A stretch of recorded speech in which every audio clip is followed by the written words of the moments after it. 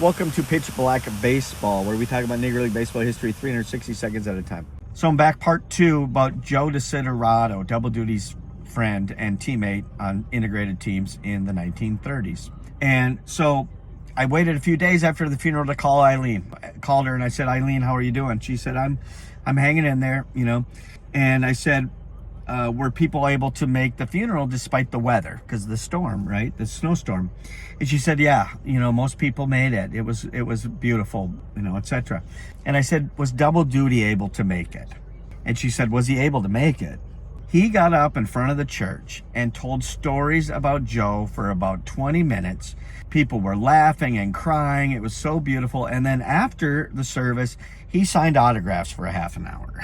And I just thought, that's just totally double duty. He liked the spotlight on himself a little bit, but he was a great friend. I mean, he had been friends with Joe for over 60 years at that point. And so then, you know, again, I didn't really know Eileen. You know, I talked to her briefly, and, you know, Joe was in his early 80s when he passed away. And I said, Eileen, how long were you and Joe married? Thinking she might say 60 years, 50 years, whatever, 40 years.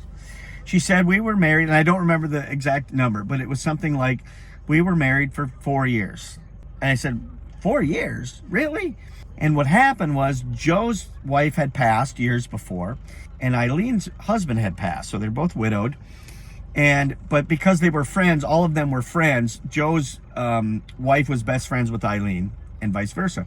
And so Joe, even after, you know, their spouses had passed, was helping her with like housework and yard work, and if she needed anything, and buying groceries and stuff. So one day they were bringing the groceries in to Eileen's place, and Joe, according to Eileen, looked at her and said, maybe we should get married. And they did. Well, actually, she said, let me talk to my son, you talk to your daughter, and we'll see if they think it's a good idea. And they got married.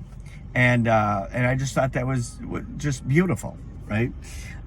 But the thing about Joe, and I said it in the first part, a lot of guys over the years say, oh yeah, he could have been in the majors, or I could have been in the majors, and blah, blah. A lot of guys say that, right? There's only 400 major leaguers in the world at that time. 16 teams, 25-man rosters. Not everybody could have been in the majors. So years later, I get a call from a guy named Sam Italia. Great Italian name.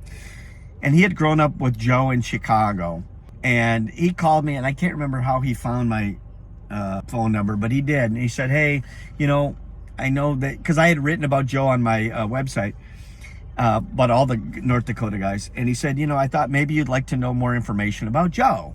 And I said, absolutely. And